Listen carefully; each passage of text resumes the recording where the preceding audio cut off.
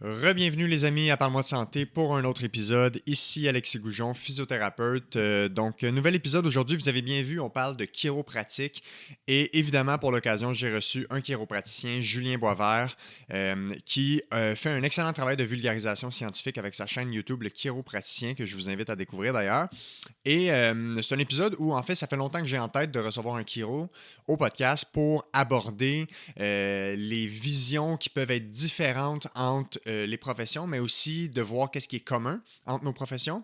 On a beaucoup parlé de l'évolution de la pratique chiropratique, donc dans entre guillemets, l'ancien temps ou dans les années antérieures, la chiropratique était quelque chose qui était ancré dans, plus ou moins des concepts qui étaient scientifiquement solides.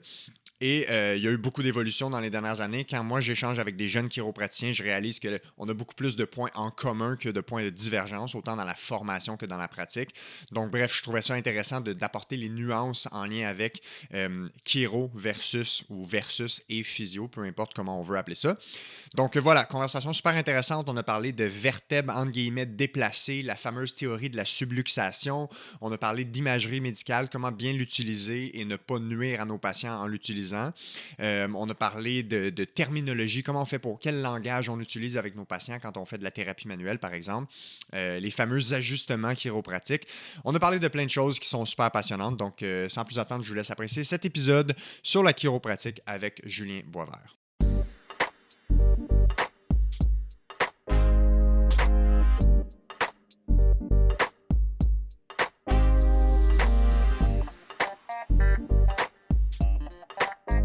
All right, on est parti en ce lundi matin. Julien Boisvert, comment ça va? Ah, pas pire.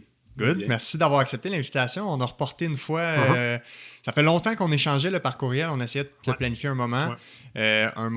Disons, prime time, chiro et physio réunis autour d'une même table. Ouais. Ce qui est rare dans le milieu qu'on échange. On dirait qu'il y a beaucoup de professions comme ça en soins neuromusculo-squelettiques.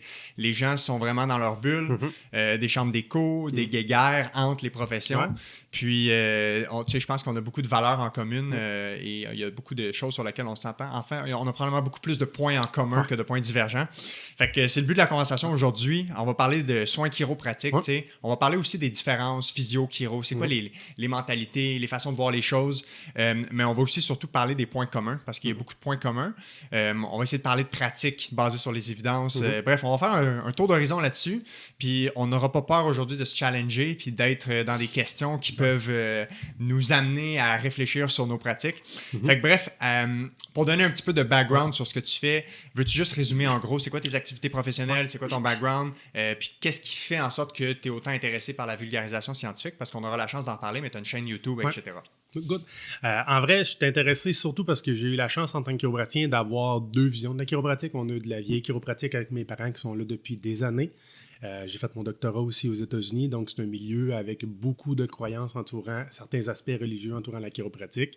Puis après ça, quand je suis arrivé, comme j'avais déjà des fausses croyances de la chiropratique, j'avais comme des croyances de la chiropratique. Ouais, comme des a priori, disons. Ouais, c'est ça. Fait que quand j'ai commencé tout ce qui est mon programme chiropratique, tout ce qui est anatomie, tout ça, microbiologie, tout ça, mais je voyais bien qu'il y avait beaucoup d'inconsistances avec ce que je m'étais fait dire, puis c'est tout ce qui est l'aspect evidence-based. Ouais. Puis ce qui m'a fait progressivement progresser vers une approche plus EBP parce que j'ai eu la chance d'avoir ces deux modèles-là puis avoir un peu une dissonance avec les informations que j'avais puis les nouvelles qui rentraient. Ouais. Parce que peut-être les jeunes chiropraticiens qui rentrent dans un programme qui n'ont pas ces connaissances-là, peut-être que c'est peut-être plus facile parfois de se laisser embarquer dans ces choses-là. Et juste pour préciser, EBP, on parle de Evidence-Based Practice. Parce que tu l'as parlé, mais on ne l'a pas précisé. Exactement. Pour les gens qui ne savent pas de quoi on parle. Fait avant tout ça, j'ai juste fait j'ai fait de la massothérapie avant d'aller faire ma kin à l'Université de Québec à Trois-Rivières. J'ai fait mon jump avec mes crédits aux États-Unis. J'ai fait mon doctorat. Je suis revenu un peu dans le temps de COVID. J'avais fini toutes mes heures cliniques qu'on avait à faire. J'étais le premier à tout finir. Fait que je suis revenu au Québec. J'ai fait un petit internat dans une clinique dans le coin de Shawinigan. Puis après ça, écoute, j'ai fait mes boards canadiens qui ont été fucking longs parce que le troisième, c'était en présentiel. Puis avec tout ce qui est le COVID, ça a été difficile de se rassembler. Puis finalement, après ça, je suis allé faire la clinique. Je suis allé rejoindre mon père. Puis lui, mon père a pris sa semi-retraite. Puis, tu sais, actuellement, ça ressemble à quoi, grosso modo, comme la distribution de tes activités? Fait que tu vois, t'es clinicien, tu vois des patients, des patientes, t'es aides avec des douleurs aiguës, chroniques, tu as de la vulgarisation scientifique. Fait que donne un peu une idée aux gens, tu sais, ça ressemble à quoi ton quotidien, une semaine normale, là, tu sais? Ça a relativement resté pareil, juste c'était meilleur, mais tous mes mercredis, c'est toujours ma création de contenu. Quand j'ai des trous, des fois, je vais me permettre de jouer autour, soit des vidéos editing ou de planification de contenu, mais généralement, le mercredi, on fait tout ça là. Ouais. Fait que je vois des patients lundi, mardi, jeudi, vendredi. Puis après ça, à travers tout ça, quand j'ai des trous, ça me permet de mettre plus de temps sur ces choses-là. Puis on garde toujours les mercredis. Je prends pas de visite, je prends pas rien. Je suis à la clinique, mais on fait de la création de contenu. Puis c'est comme ça depuis 2021. Puis qui est principalement pour la chaîne qui est le chiropraticien. Ouais, exactement. La chaîne sur YouTube. Ouais. Puis le but de ta chaîne, c'est quoi ta mission derrière ça? C'est quoi les valeurs importantes que tu mets au centre de ça? Quand tu regardes ma chaîne, la chose qui va revenir le plus constant, c'est toute une personne informée, c'est une personne en contrôle de sa santé. Fait que c'est toujours de mettre de l'information pour essayer le plus possible de faire comprendre des sujets peut-être moins compris ou avec peut-être plus d'aspects pseudo-scientifiques, juste essayer de vulgariser ça. Pourquoi c'est pas vrai? Pourquoi ça serait pas comme ça que ça se passe? Enlever un peu des termes qui courent sur Google, vertèbre déplacée, nerf coincé, le fait qu'on est capable de guérir des choses en chiro ou en physio, des choses comme ça. Fait que c'est surtout pour expliquer, parce qu'on les voit souvent en clinique, des patients reviennent avec des mêmes croyances entourant les traitements conservateurs, que ce soit chiro, physio. Fait que c'est un peu d'expliquer ça. Puis à un moment donné, quand tu es en clinique, tu as ta limitation de combien de personnes tu peux affecter. Puis quand tu te rends compte que ton message impacte déjà bien tes patients, ben pourquoi pas le partager à plus de gens. Ouais. Fait que c'est surtout ça. Puis je me verrais pas faire une pratique juste avec des patients. Je me tire une balle dans la tête. C'est pas le fun de tout le temps juste impacter tes patients à proximité. C'est le fun d'avoir un effet ailleurs. C'est le fun de voir des gens d'un peu partout qui peut-être n'ont pas cet accès-là à l'information, de décentraliser ça avec YouTube, avec des podcasts, avec des choses comme ça. Ouais. D'entrée de jeu, tu as parlé de. Tu as comme vécu un peu le clash entre l'ancienne pratique ou l'ancienne mentalité en chiropratique puis la nouvelle mentalité ou ta volonté d'avoir plutôt une pratique evidence-based practice, qu'on appelle une pratique basée sur les données probantes. C'est quoi les principaux? On aura la chance d'en parler plus en détail tantôt, mais c'est quoi comme les points clés principaux qui disons, séparent pour toi l'ancienne mentalité en chiropratique versus une pratique qui est peut-être un peu plus actuelle, basée sur les données? C'est sûr que si on recule, mettons, dans les années avant même mes parents, tout ce qui est l'importance de la moelle épinière puis des nerfs qui sortent de la colonne vertébrale, la théorie de l'influx nerveux et tout ça, on en reparlera tantôt. Ça, c'est le de base. Mais après ça, on prend ce concept-là et on extrapole bien des choses aussi. Il y a des chiropraticiens qui, je pense plus qu'il y en a beaucoup encore aujourd'hui, mais qui vont juste ajuster l'atlas C1, C2, puis that's it. Puis que tu aies une douleur au dos, que tu aies une douleur à l'épaule, pour eux autres, tout passe par la manipulation d'une vertèbre la clé, précise, parce que c'est comme la voûte entre les deux. Fait que cet aspect-là. Fait que c'est sûr que ça, il y a des chiropraticiens qui l'ont encore au Québec, mais aux États-Unis, comme moi je l'ai fait là, dis-toi que le doctorat en chiropratique aux États-Unis, il n'y a rien de plus EBP que ça. Le problème, c'est tout, on pourra s'en parler, mais c'est tous les clubs qui sont autour, des clubs de Gunstead, de Diversify, qui sont toutes des techniques spécialisées à la chiropratique, parce que c'est généralement là que les étudiants qui sont peut-être à la recherche d'informations, parce qu'ils n'en ont pas vraiment dans leur cours EBP, ça fait comme pas de sens. On apprend des choses qui sont très scientifiques, mais on n'a pas encore compris pourquoi on le fait, puis qu'est-ce qu'on fait, puis des choses-là. Puis des fois, ça donne des raisons pour ce qu'on fait, puis souvent, comme on a trouvé la raison avec ce club-là, on attache beaucoup d'importance à ce qu'ils vont dire, puis ça ouvre la porte à des techniques ou des aspects pseudo-scientifiques en lien avec la chiropratique ou la pratique de manipulation. Fait que quand tu dis les clubs, dans le fond, c'est qu'aux États-Unis, il y a une espèce de pratique. Même au Canada, mais ils sont juste moins présents. Puis dans le sens, ces clubs-là qui ont un peu comme leur philosophie de voir les choses par rapport à comment on fait des soins chiropratiques, puis que les gens, quand ils sont enrôlés là-dedans, ils vont un peu adopter cette pratique-là. Parce que ça fait qu'il y a des façons complètement différentes de pratiquer, des aspects scientifiques et pseudo-scientifiques. Tout à fait. Puis c'est surtout que c'est que ça arrive... c'est pas volontaire, mais ça arrive dans un moment assez insidieux où est-ce qu'on est à la recherche de questions sur pourquoi on est là, qu'est-ce qu'on fait. Puis là, on arrive avec quelqu'un qui parle avec beaucoup de certitude sur... puis les gens aiment ça, la certitude. Hein? Fait qu'on peu de nuances, des façons très claires. Quand tu fais tenir par la main, voici la voie, pourquoi on fait ça. Mais là, c'est la première fois que tu ouvres les yeux vers quelque chose qui fait du sens avec des patients que tu vas rencontrer. Fait que souvent, là, tu es incrusté là-dedans, puis c'est difficile de t'en départir vers après. Ouais, t'en as glissé un mot tantôt, mais ça fait un parallèle avec certains aspects religieux quasiment de la pratique. Les clubs Gunstead aux États-Unis... Gunstead, c'est des pratiques principalement sur chaise, des ajustements du cou, mais c'est pas tant les techniques, parce qu'on peut faire n'importe quelle technique. C'est la compréhension de pourquoi tu ferais ça, qui est extrêmement routée dans des choses religieuses. Mais encore une fois, on vient toujours à des fondements de régler l'influx nerveux, que tout passe par la colonne vertébrale, que si tu règles la colonne vertébrale du cou, du dos, du bas de dos, tu vas régler tout, que tu as une douleur à l'épaule, à la cheville, des choses comme ça. Fait que ça, c'est beaucoup religieux parce que tu as un fondement que le plus important, c'est les nerfs, la colonne vertébrale. Puis ça va tromper n'importe quoi. Puis après ça enlève tout raisonnement critique sur pourquoi tu le ferais puis pourquoi tu ne le ferais pas, mettons. Ouais. Tu sais, on peut en parler justement parce que je planifie en parler plus tard, mais tu sais, c'est à la base principalement des fondements de la chiropratique, disons historiquement, cette théorie de l'influx nerveux, ou on pourrait appeler ça la théorie de la subluxation, grosso modo.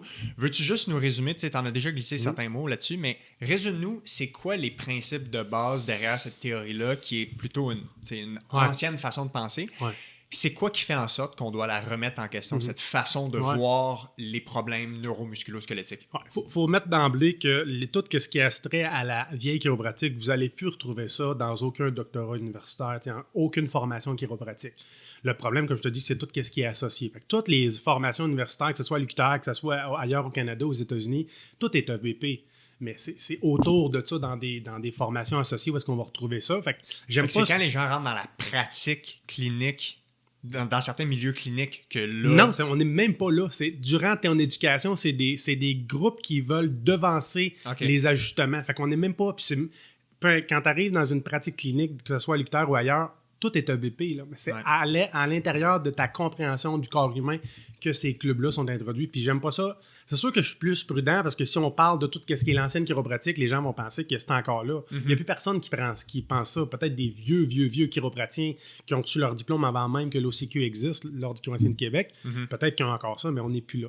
Mais pour des fondements, de base, c'est la subluxation, c'est l'influx nerveux. Puis quand on parle de subluxation, ça a tellement jamais été défini. Puis souvent, les chiropratiens vont comparer ça à la carie dentaire. Mais la carie dentaire, on a quand même des points qui reviennent tout le temps, puis on est capable de dire ça. On a des façons objectivables, puis des façons de le prouver. Là. Exactement. Ce qu'on n'a jamais eu avec la subluxation. Exact. Puis il y a beaucoup de subjectivité dans la subluxation.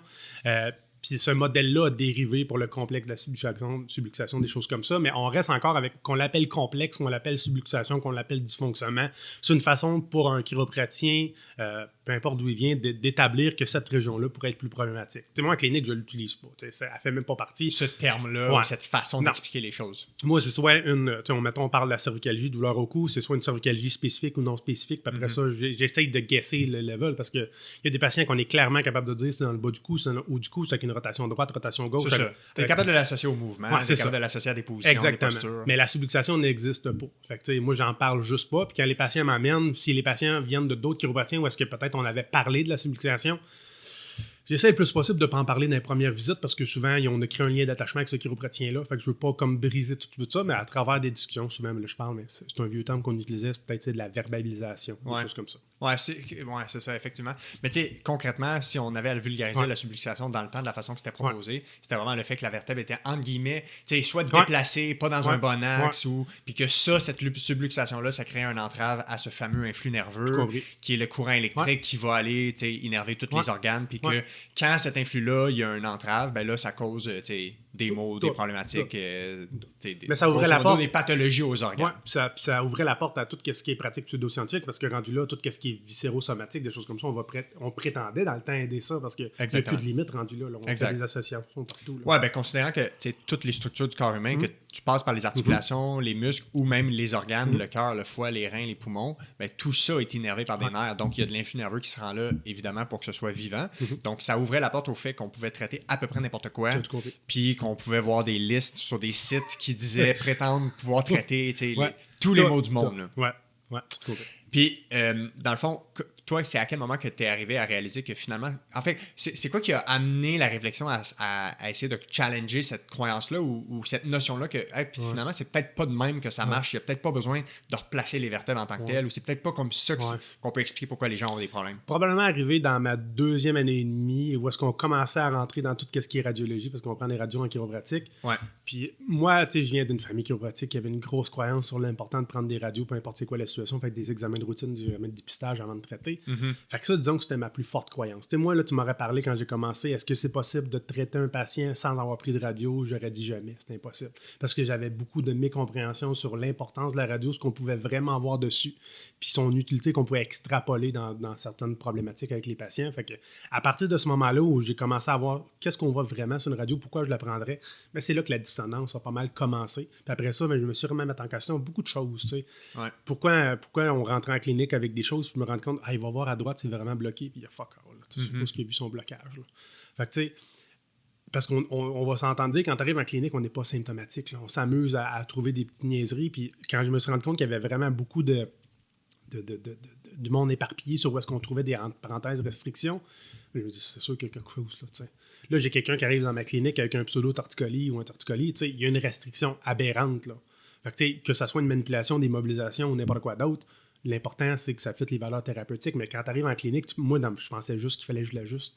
Ouais. Puis je vais être franc avec toi, j'ai des chiropratiens qui m'ont blessé le cou en s'ajustant parce que, je veux dire, on est dans notre chose, on s'apprend à s'ajuster. Puis ce qui me choque le plus, puis c'est là que j'ai commencé à réaliser, c'est qu'on dirait que certains jeunes chiropratiens, quand tu rentres dans des philosophies plus vieilles de la chiropratique, Gunstead, tout ça, il faut que ça craque. Puis souvent, là, il n'y a aucune conception de l'autre côté. Peu importe comment tu le reçois, le patient le recevrait, l'important, c'est qu'il faut que ça craque. Puis... Ça, c'est l'important pour le praticien. Ouais, c'est ça. Parce que c'est comme s'il y a une autosatisfaction du crack. Là. Puis on dirait que si tu le fais pas, il n'y aura pas de résultat. Ouais. Puis je me suis rendu compte avec mes pratiques, puis encore là, je me le confirme tout le temps, il y a des patients, que je juste même pas le bas de dos avec des lombalgies. On va soit faire la région thoracolombaire parce que c'est elle qui est la moins sensible. Moi, je ne suis jamais traité dans la douleur. Fait que des fois, on avoid complètement le bas de dos, on fait juste la région thoracique. Puis on a des résultats pareils. Parce que je me suis rendu compte que, après regarder la littérature, je me suis dit, on n'a aucune évidence qu'il y en a une qui est meilleure qu'un autre. T'sais. Fait que rendu là, est-ce que le patient veut ça ou est plus enclin à avoir ce type de thérapie-là? Oui. Puis deuxième question, est-ce que j'y fais mal dans le processus? Oui. Est-ce que je suis capable de faire ça autrement? Oui. Ouais. Fait qu'on le fait dans le bas de dos, dans le haut du dos, dans le milieu du dos. Moi, on a quand même des améliorations cliniques. Puis on regarde nos reviews sur Google, on va super bien. Là. Fait que je pense que progressivement, à travers tous mes cas cliniques, à travers toute l'éducation, l'internat qu'on a fait en chiropratique, à la fin de mon doctorat, j'ai réalisé, c'est là que je me suis... il y a plus d'inconsistance de ce que je m'étais fait dire sur qu'est-ce qui est vraiment. Fait que c'est comme s'il y a un mélange du fait d'avoir pratiquer de façon différente et continuer d'avoir des résultats, puis continuer de voir que les patients sont capables d'aller mieux sans faire des trucs ultra spécifiques avec certains mécanismes précis en tête. Et un mix aussi d'avoir continué à se tenir à jour sur les évidences scientifiques, puis de réaliser qu'il y a plein de choses qui sont peut-être qui s'expliquent pas peut-être de la façon qu'on pensait avant. Il y a peut-être certains termes à définir dans ce que tu as dit qui peuvent être intéressants pour les gens. La notion de mobilisation versus manipulation. Souvent, dans le grand public, tout ce qu'on appelle la thérapie manuelle, donc n'importe quel traitement avec les mains, les gens vont appeler ça des manipulations physiques. Fait que bref, quand je vulgarise, j'ai tendance à utiliser ce terme-là. Mais quand on regarde avec des soins musculo-squelettiques, il y a une nuance entre une mobilisation et une manipulation. Fait qu'une mobilisation, la manipulation qui est la plus simple à définir, c'est ce fameux mouvement, bref, à haute vélocité, de courte amplitude. Fait que ce que les gens appellent le fameux craquement. Fait qu'on peut faire, mais on peut faire ça à n'importe quelle articulation, que ce soit la colonne vertébrale ou les articulations périphériques, le genou, le coude. Et ça peut venir avec ou non ce qu'on appelle une cavitation, qui est le craquement, qui est audible dans la majorité du temps, donc on peut l'entendre. Et on a les mobilisations qui sont plutôt quand on va, puis là, il y a différents grades qu'on peut faire, mais grosso modo, de façon simple, c'est qu'on va faire un mouvement à l'articulation de façon répétée dans une amplitude X ou Y, et grosso modo, c'est ça la nuance. Fait que, quand votre physio ou votre chiro, il travaille sur votre genou pendant 2-3 minutes, puis après ça, il vous refait faire un mouvement pour voir si ça vous aide, ben là, on est plus dans une mobilisation. Puis quand on a un setup qui fait qu'on va 1, 2, 3, puis crunk, on y va, ben là, on est plus dans une manipulation. Mais c'est intéressant parce que dernièrement, je lisais justement là-dessus parce que il y a un physio en Europe qui étudie, il est au doctorat, puis il étudie c'est quoi l'effet du son du craquement sur le cerveau. Puis il regarde c'est quoi que ça a comme effet. Puis moi, je partais avec l'a priori que les gens pensaient, surtout les patients, qu'il fallait un crack pour qu'il y ait un résultat bénéfique. Mais finalement, apparemment que les évidences disent pas tant ça, puis même ça n'a pas tant d'effet sur le cerveau en tant que tel. Fait que je trouve ça quand même intéressant. Mais moi, le crack, je le vois vraiment juste comme un facteur circonstanciel. Pour certains patients, ça va avoir un effet plus bénéfique que d'autres. Il y a des patients qui vont s'attendre d'avoir un crack. Si tu n'en as pas, ils vont être très déçus. Mais ça fait partie de la belle gamme des facteurs circonstanciels. Oui, puis ça rentre dans tout ce qu'on appelle les facteurs non spécifiques qui font en sorte que certaines personnes vont bénéficier ou non d'intervention, les facteurs contextuels. Puis, tu sais, dans la pratique basée sur les évidences, il faut considérer les croyances des patients là-dedans, dans une certaine limite, évidemment, parce que sinon, on n'aurait aucun, disons... on n'aurait pas une plus-value d'avoir un avis expertise, tu sais. Mais il faut la considérer, les croyances des patients, puis il faut être capable de l'intégrer dans les traitements pour, disons, catalyser ces facteurs non spécifiques, ces facteurs contextuels. Mais tu sais, quand on regarde, tu parlais tantôt que des fois, tu vas traiter des gens qui ont des problèmes lombaires, puis tu n'auras même pas besoin de faire des manipulations à la région lombaire. On voit plusieurs choses dans la littérature, comme on peut faire des manipulations à un niveau... pensant qu'on est à un niveau précis, puis finalement on est à un niveau en haut ou en bas. Fait que, tu sais, quand quelqu'un pense qu'il fait une manipulation à L5, S1, mais il est peut-être à L4, L5, ou peu importe. Souvent, on est à un ou deux niveaux près. Fait que, puis de deux, puis tu sais, des fois, les gens ils pourraient être déçus de savoir qu'on n'est pas aussi précis que ça, mais le fait, c'est que c'est pas nécessaire d'être super précis pour avoir des effets parce que ça a un effet sur le système nerveux. Fait que t'as pas besoin de manipuler exactement, précisément la bonne vertèbre pour avoir un effet sur la douleur en général, parce qu'au final, c'est ça que les gens ils veulent. Ils veulent aller mieux, ils veulent être plus fonctionnels. Puis l'autre élément, tu as parlé tantôt du terme ajustement. Où en est rendue la philosophie par rapport à utiliser ce terme-là? Parce que quand on parle d'ajustement, ce que ça amène dans l'esprit... C'est très précis. Oui, il y a cet aspect de précis, puis il y a cet aspect de c'était mal placé ou c'était problématique. Puis c'est comme si quand on ajuste quelque chose, tu sais, mettons, quand tu ajustes un pantalon, là, c'est un pantalon qui est mal ajusté, puis là, il est bien ajusté. Fait que c'est un pantalon qui devient adéquat. Fait que tu comprends ce que je veux dire? C'est quoi ton point de vue par rapport à ce terme-là? C'est un slang, là, dans le sens que ça date de la vieille chiropratique, que j'utilise ajustement, manipulation. En ce moment, il y a peut-être juste des vieux chiropratiens qui vont être fâchés de jamais voir ajustement dans les recherches, parce qu'on va toujours avoir manipulation pour avoir plus de reach. Mais tu sais, je veux dire qu'on parle d'ajustement, manipulation. La vieille chiropratique va être fâchée parce que dans leur tête, c'est moins spécifique. Fait que les résultats de l'étude vont être d'emblée plus biaisés parce que s'il y avait eu un ajustement spécifique, peut-être qu'on aurait eu des meilleurs résultats sur ce qu'on recherchait. Fait que, mais tu sais, je l'utilise. Pour moi, un n'est pas plus spécifique que l'autre. C'est juste que j'ai tellement été élevé avec des ajustements que. Fait que dans le jargon chiropratique, dans le fond, le terme ajustement, c'est ce fameux acte de faire une manipulation sur une vertèbre ou sur la colonne vertébrale ou une autre articulation. Mais tu sais, les chiros, souvent, vous êtes plus associés à la colonne vertébrale. Et de croire ou de vouloir que cet ajustement-là règle le problème en tant que tel. C'est ça la philosophie derrière ça. Est-ce que tu vois, en fait, c'est quoi ta perspective par rapport à l'utilisation de ce terme-là en présence de patients? De parler aux patients d'ajustement, de parler aux patients de dire « je t'ai ajusté la colonne vertébrale, maintenant que tu es ajusté, tu es correct ». C'est quoi ta perspective là-dessus? Moi, j'en parle pas aux patients. J'en parle parce que là, on a une discussion, tu es un physiothérapeute, un chiropratien. Mais exact. Dans mes patients, quand je parle des thérapies qu'on va aborder, moi, c'est soit manipulation, mobilisation, puis je m'assure qu'ils comprennent bien la différence entre les deux. Fait que tes mobilisations vont être tranquillement passives, te ramener ton amplitude de mouvement dans ta zone de confort et confort. Puis justement, si c'est toléré, il va y avoir une petite impulsion qui va être faite dans ton cou, toujours dans la zone de confort et confort. Puis si on n'est pas capable d'y arriver, souvent je dis, on va rester avec des mobilisations pour commencer. Puis jamais on est capable de les rentrer, j'ai aucun problème. Mais je parle jamais vraiment d'ajustement clinique parce que c'est un mot quand même niche. Là, fait que les patients, de toute façon, ajustement, ça ne veut pas dire grand-chose conceptuellement. Là, fait que je parle plus de manipulation du cou, du dos, etc. Ouais. Tu penses-tu qu'il y a des potentiels risques ou des effets potentiellement négatifs, disons plus sur la perception de la condition des gens qu'ils ont, d'utiliser ce terme-là? Tu comprends ce que je veux dire? Oui puis non.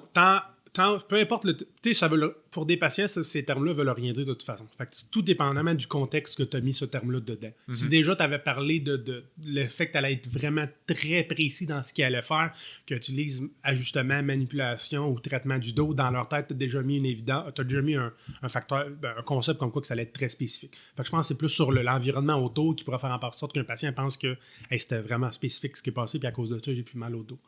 Mais je pense pas que le terme change grand-chose parce que souvent, avez-vous déjà entendu ajustement de tout, puis les patients ils l'ont pas plus entendu. Fait que si tu l'as pas entendu, tu sais pas vraiment c'est quoi de toute façon. Ouais.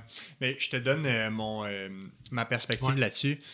Moi, j'ai des patients qui viennent me voir. Des patients soit que je suis déjà ou des patients qui viennent me voir après avoir vu d'autres professionnels de la santé. Puis ils vont me dire que ils se sont fait ajuster. Leurs colonnes vertébrales se sont fait ajuster. Puis quand leur douleur... Mais on s'entend, c'est anecdotique. Il y en a quelques-uns, mais je sais que ça existe parce qu'il y en a qui me le rapportent. Fait que et là, surtout mon interrogation. Quand les gens ils viennent me voir et qu'ils me disent « Là, ma douleur est revenue, fait que je sais qu'il faut que je me refasse réajuster. Parce que c'est comme si...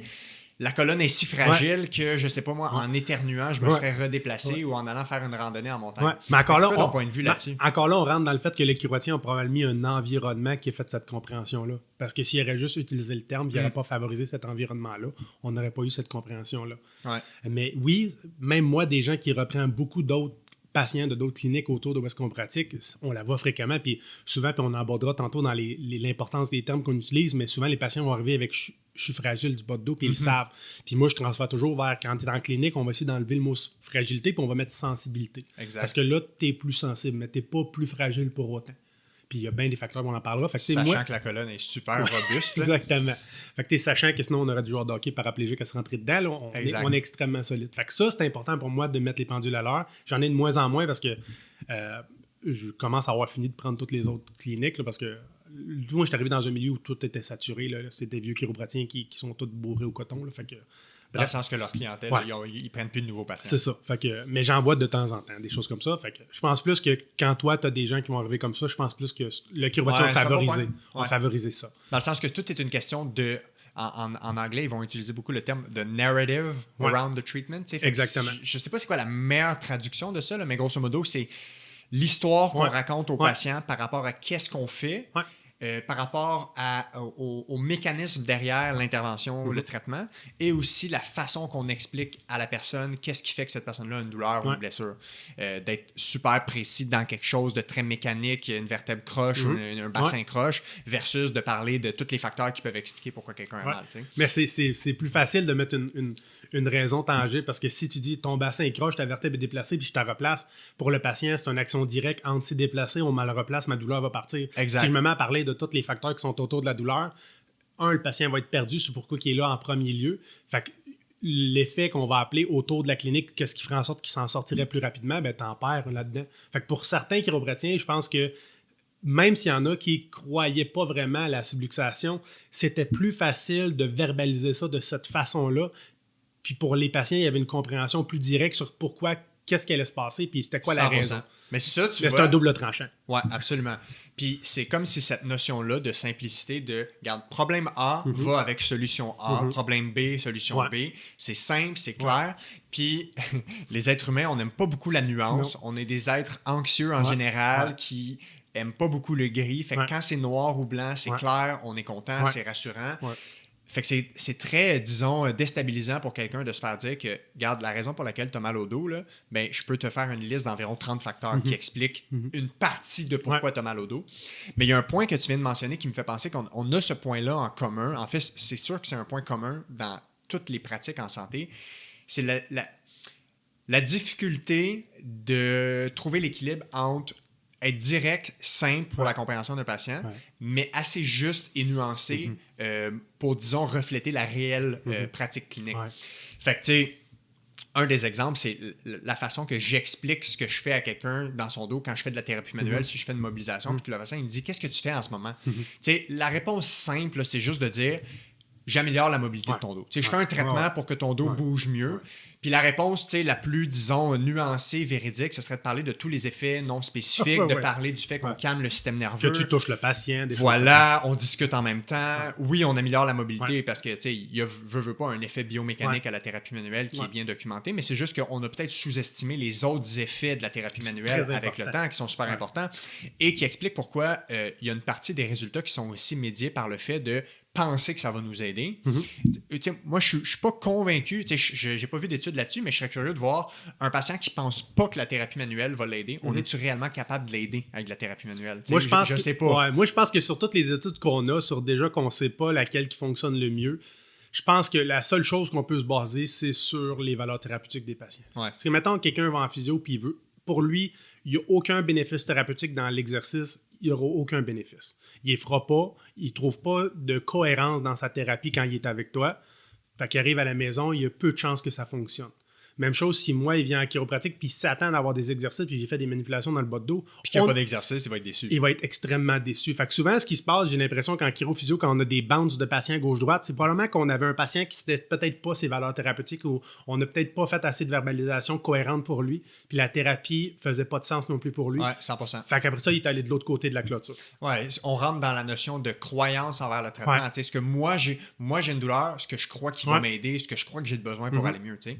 Mais moi, d'un autre côté, je me fais l'avocat du diable dans ce sens où je m'assure de semer un doute ou de semer une graine dans la tête des patients qui demandent ou veulent des soins que j'estime ne pas être les meilleurs soins pour eux à long terme. Dans la mesure où moi, je ne suis pas juste là pour satisfaire les croyances de patient. Une pratique basée sur les données probantes, c'est l'équilibre entre l'expérience du clinicien, les données scientifiques, les croyances, les préférences du patient. Faut pas que la couverte elle soit tirée d'un bord de trop. Puis tu sais, c'est là où ça rentre en jeu d'être habile dans toute la notion d'entretien motivationnel, puis d'être capable d'instaurer chez les gens une capacité à peut-être changer ce qu'ils pensent qu'ils pourraient avoir besoin ou de les amener, tu sais, d'influencer les comportements des gens. Fait que tu sais, la notion d'exercice, tu sais, en général, les gens, ils savent que l'exercice physique, c'est bon pour eux. Après ça, tu sais, des exercices spécifiques ou non spécifiques liés à la physiothérapie ou la rééducation, tu sais, c'est pas nécessairement des exercices qui sont, entre guillemets, bons pour la santé cardiovasculaire. Tu sais, si tu fais du renforcement pour ton épaule ou peu importe. Mais en général, les gens ont cette notion que les exercices, c'est bon. Fait que souvent, les gens arrivent en physio, je sais pas s'ils arrivent en chiro avec la notion ou l'attente d'avoir des exercices. Non. Ah, ça c'est intéressant parce que en physio, tu sais, moi, je la demande systématiquement. C'est quoi l'attente des gens? Puis l'attente commune qui revient le plus souvent, ben, la numéro 1, c'est savoir ce que j'ai puis avoir un plan. Mais la deuxième, c'est avoir des exercices. Tu sais, les gens viennent vraiment nous voir avec l'attente d'avoir des exercices, des choses à faire à la maison. D'où pourquoi je dis qu'on est sauté la clôture parce que moi, j'ai personne. Les gens viennent parce qu'ils veulent une thérapie, ils veulent avoir de quoi de concret dans leur bas de dos. Puis, tu sais, moi, ils veulent un traitement, une manipulation, quelque chose de il y a une attente à ça. Le podcast est présenté par Overview. C'est une plateforme en ligne pour les professionnels de la santé où tu peux t'abonner pour avoir accès en tout temps à une synthèse de tous les guides de pratique clinique en réadaptation musculo-squelettique. Donc, tu te demandes si une intervention serait recommandée ou non pour une patiente que tu as vue cette semaine. En quelques clics sur Overview, tu as réponse à ta question. C'est une ressource fiable, innovante dans le transfert de connaissances et ça permet d'avoir accès rapidement aux meilleures pratiques, chose que je valorise grandement personnellement comme physiothérapeute dans mon travail. En plus, Overview, c'est une entreprise menée par une jeune physiothérapeute inspirante ici même au Québec qui veut faciliter la vie des professionnels pour avoir une pratique basée sur les évidences scientifiques. Si tu veux une réduction de 10% sur l'abonnement individuel, tu peux utiliser le code SANTE10, S-A-N-T-E 10, et tu peux aller jeter un coup d'œil au site web d'Overview en cliquant sur le lien qui est dans la description de l'épisode du podcast. Puis, tu sais, quand tu parles de tranquillement changer des patrons de pensée, moi, quand c'est une douleur aiguë, je le fais pas parce que de toute façon, quand les gens rentrent, ils ont déjà une grosse conception de ce qui va se passer. Puis, peu importe ce que je vais leur dire, ça changera pas ça. Puis, il y a aussi, je rajoute à ça pour donner du poids à ton argument, que ça prend le bon traitement au bon moment. Ah, c'est clair. En phase aiguë, quand la personne arrive, elle est toute courbée, elle veut pas que tu lui montres un exercice à la maison. Surtout, ça venait pas pour ça. Exact. Puis, on sait que la thérapie manuelle, ça a des super bons effets sur la douleur à court terme. Là. On peut pas nier ça. Là. Fait que c'est pas une pratique contre les données probantes de faire de la thérapie manuelle en clinique. Là. Fait que moi, d'emblée, avec la douleur chronique, j'essaye pas de changer absolument rien.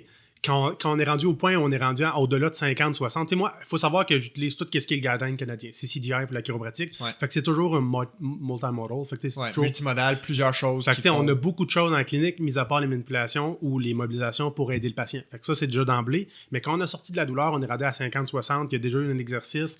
Quand tu dis 50-60% d'amélioration. Fait qu'on est rendu là-dedans. Après ça, moi, l'important, c'est que là, c'est le temps. Parce qu'il a compris c'est quoi le bénéfice. J'avais donné un exercice, maximum 2 pour qu'il puisse les faire. Fait que là, on peut commencer à rééduquer. Pourquoi t'en es rendu là? Qu'est-ce qui fait en sorte que tu pensais que soit tu étais fragile, des choses comme ça? Mais là, j'ai déjà créé mon lien thérapeutique. Fait que l'information va passer plus facile. Puis les seuls au moment où je skip ça, c'est quand les gens viennent avec des douleurs chroniques depuis des années et se sont promenés partout. Ça, généralement, moi, je bloque à peu près 1h30 pour mes ouvertures de dossier. Ça, souvent, je vais vers le 3 puis le 4 heures parce qu'il y a beaucoup je sais pas si ta clientèle de podcast, c'est des physios ou d'autres choses, là, mais il y a beaucoup de drapeaux jaunes. C'est des facteurs psychologiques qui font en sorte qu'on aurait peur de beaucoup de choses en lien avec l'activité physique. Fait qu'on prend beaucoup de temps pour dire, moi, de ce que je comprends, c'est qu'il y a ça présentement dans ta vie. Puis à long terme, tu vas juste garrocher des bûches dans ta sédentarité et dans ta douleur chronique. Fait que c'est important que tu le réalises. C'est la seule fois où je skip tout ce qui serait chiropratique manipulation pour tout de suite parler de l'importance parce que c'est pas le premier professionnel qu'ils rencontrent. Puis probablement que s'ils sont ici, c'est parce qu'il n'y a pas personne qui a eu cette discussion avec lui.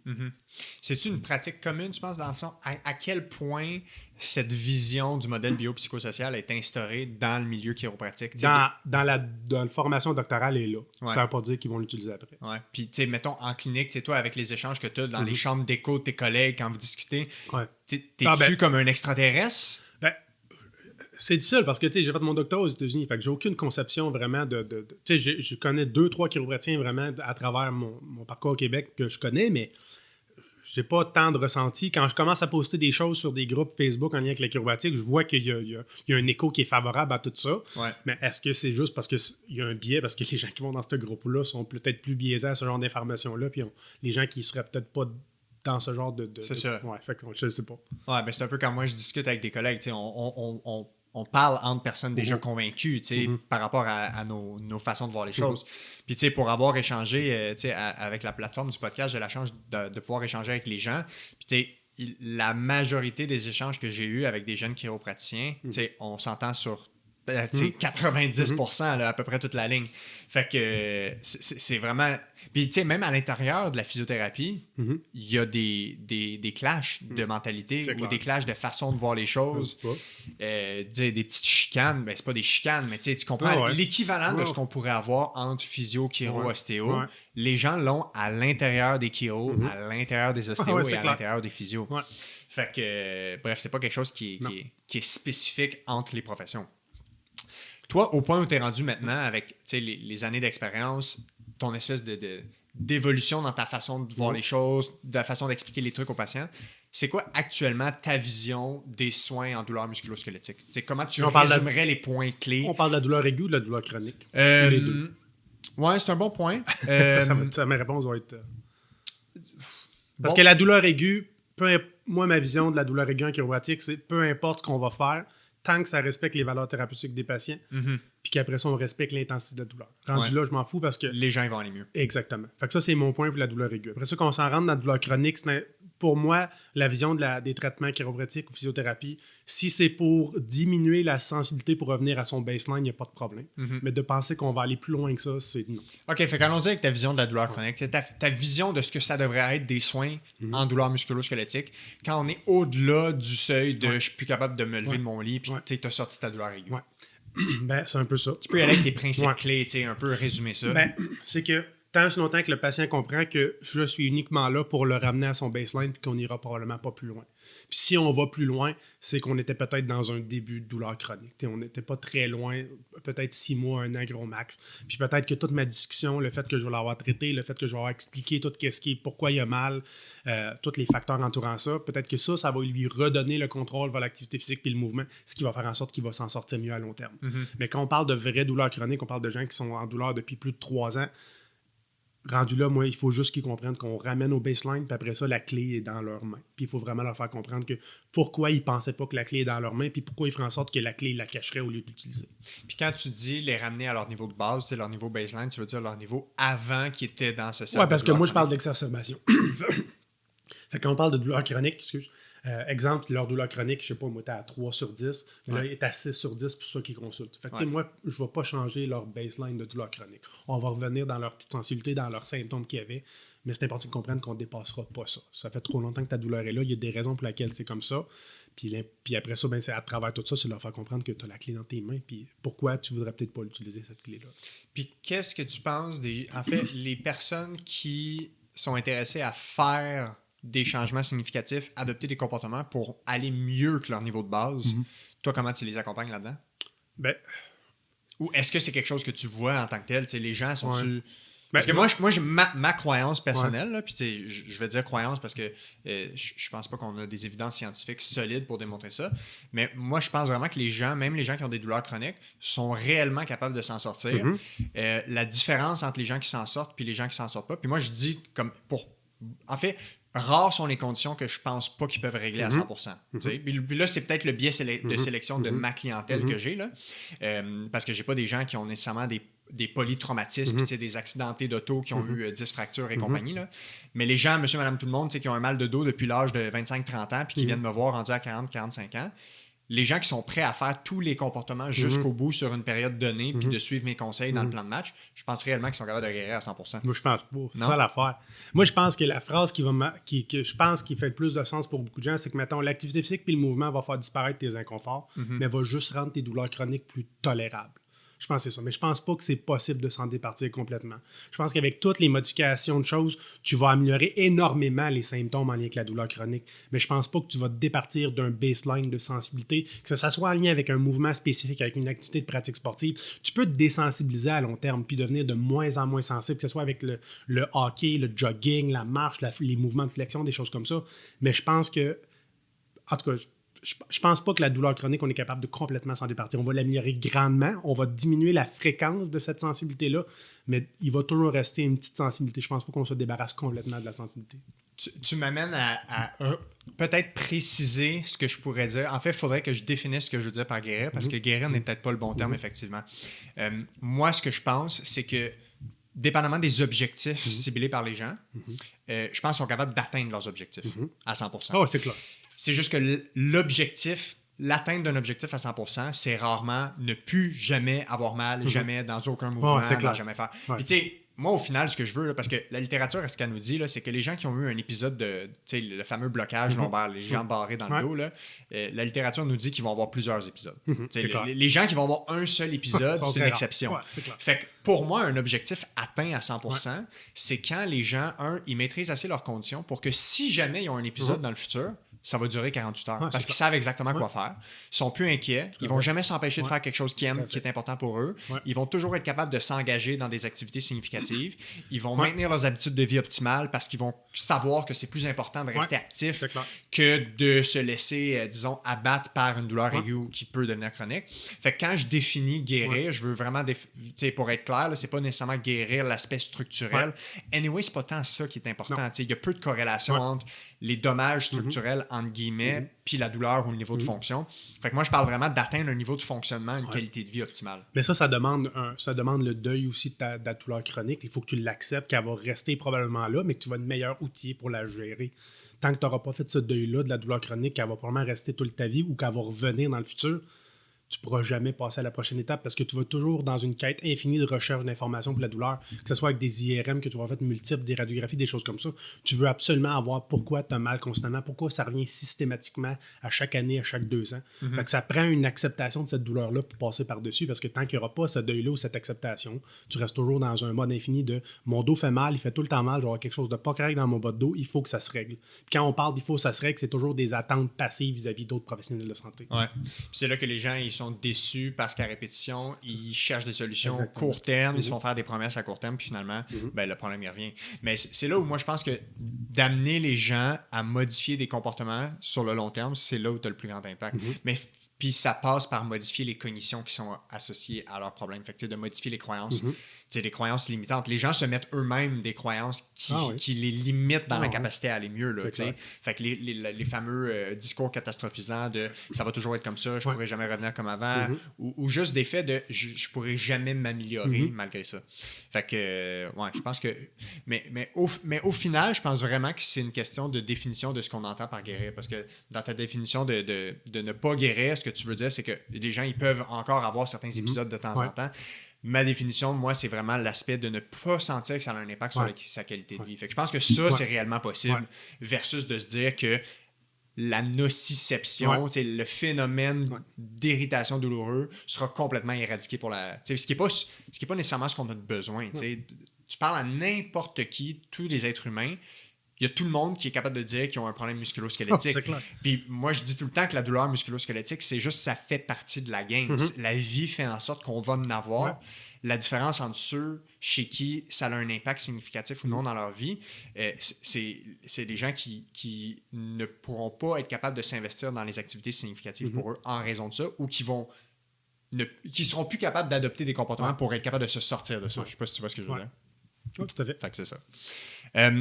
Penses-tu qu'un des éléments, je reviens un peu en arrière avec quand on discutait des différences entre la façon de voir, disons, les pathologies ou les soins musculo-squelettiques, penses-tu qu'une des principales différences entre des professions, des fois, fait que si on compare entre la façon que les chiro vont voir des blessures puis les physios, penses-tu qu'une des choses qui distingue principalement les professions, c'est la façon qu'on explique les problèmes ou les mécanismes sous-jacents qui font que quelqu'un a une douleur musculo-squelettique? Si on reste dans le champ des douleurs musculo-squelettiques. Je vais dire oui, mais je vais dire aussi que ça ne devrait pas exister, cette différence-là, parce qu'on ne devrait pas avoir cette différence. Là-dessus, on s'entend. On ne devrait pas avoir ça, mais ça existe. Puis que ce soit parce qu'on est des vieux chiropraticiens, parce qu'on ne s'est peut-être pas mis à jour sur ça, ou peut-être qu'on a des biais dans le sens qu'on veut rester dans nos pensées ou dans nos croyances, les chiropratiques, mais il ne devrait pas avoir. Qu'on soit un chiropraticien, en physiothérapie, un ostéopathe, n'importe quoi, c'est la même information. C'est juste que les véhicules d'information, des fois, sont biaisés par ton éducation. Oui, mais moi, c'est mon point de vue là-dessus. En fait, c'est comme... Techniquement, si on utilise la méthode scientifique pour essayer de répondre à nos questions en douleur musculo-squelettique, on ne devrait pas avoir une façon différente de voir pourquoi quelqu'un a mal au dos. Fait que c'est un peu. Puis je pense que c'est une des choses qui mène à la confusion des patients C'est clair. quand ils ont de la douleur puis qui se demandent donc qui c'est que je vais voir parce que je vais voir 3 personnes différentes puis j'ai 3 réponses différentes. Ouais. Puis tu sais, même à l'intérieur, tu peux aller voir 3 Ah physios ouais. différents. Ouais, tu vas avoir trois tu vas réponses. avoir 3 réponses Même chose pour la différentes. chiropratique. Puis je pense que moi, quand les patients arrivent, il y a des patients qui consultent puis ils disent, je sais pas, je suis à la bonne place, des choses comme ça. Puis je leur dis toujours qu'en 2024, tu devrais pas avoir de différence entre un chiropratien et un physiothérapeute. Ouais. La seule différence, c'est est-ce que je vais respecter tes valeurs thérapeutiques à toi. Toi, tu viens chercher quoi? Si tu viens chercher une thérapie manuelle, je suis là pour toi. Puis depuis la nouvelle génération de physio, je pense depuis 2012, vous avez le droit aux manipulations chiropratiques, là, si vous avez l'accréditation. Ben, une manipulation vertébrale. Ouais, c'est ça. Fait que je pense que ça, c'est un outil pour toutes les physios parce que ça aiderait à gérer une clientèle qui viendra en physio pour ça. Puis je pense que, dépendamment de l'investissement que ça demande, je pense que c'est un outil que vous pourriez utiliser parce que beaucoup de gens, des fois, ils vont voir ça puis ils veulent de quoi de concret. Fait que, tu sais, moi, rendu là, il n'y a pas de différence sur pourquoi tu as mal au dos, tous les facteurs qui se jouent dans ta douleur.